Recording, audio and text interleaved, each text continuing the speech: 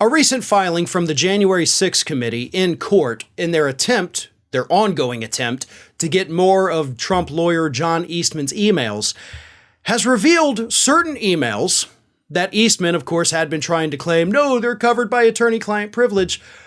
But the January 6th committee revealed these so-called attorney-client privilege emails in their filing, and what it shows us is a bunch of Trump lawyers making fun of the fact that Donald Trump doesn't actually have any money, that he's broke. Now, Donald Trump has a very high net worth, right? That is indisputable. The problem is Donald Trump, and this has been discussed with, Truth Social, with the ongoing lawsuits against him, he's cash poor, right? He's got a lot of assets, but not a lot of the green. In order to have the money, he would have to get rid of the assets, sell them, and then he'd have cash. So that's what cash poor but asset rich means.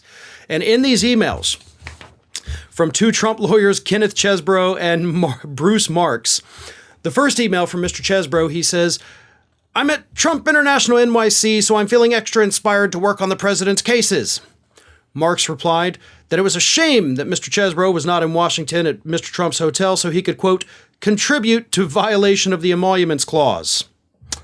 In response, Chesebro wrote that he was staying at Mr. Trump's Washington, D.C. hotel from January 3rd to January 8th and said he was, quote, doing his part to curry favor with Mr. Trump by, quote, lining his empty pockets. These are guys that worked for Donald Trump. These are guys that know what's going on in the inner workings of Donald Trump's entire world. And they're mocking the fact that he doesn't have any money. And if anybody on this planet would know, they would. And here they are in these emails, laughing it up, joking about the fact that the guy that hired them, the guy you're hoping pays you, doesn't have any money. Why would you bother taking on a client like that you know has the assets to pay you, but given his track record with previous lawyers, might not?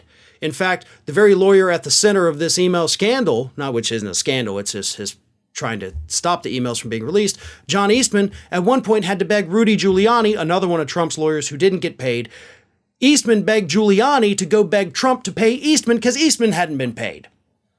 So I don't know what y'all are yucking it up about, like, he has no money. Yeah, that probably means you're not going to get paid. That's kind of the hallmark of the whole Trump organization, is trying not to pay their bills, right? We've seen it with lawsuits from contractors. We've seen it with the complaints from his own legal teams. Very hard to get paid, so I wouldn't be laughing about that unless you do enjoy doing the pro bono work for a billionaire client.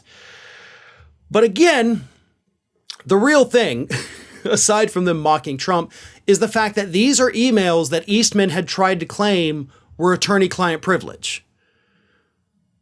That's not attorney-client privilege. They're not talking about anything related to something Donald Trump told them in confidence as his lawyers.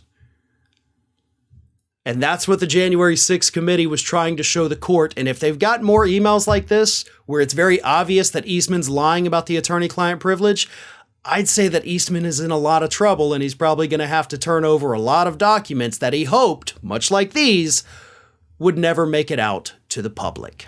Hey everyone, this is Aspen. And did you know that for the low cost of $0 per day, you can subscribe to the Fair and Balanced YouTube channel?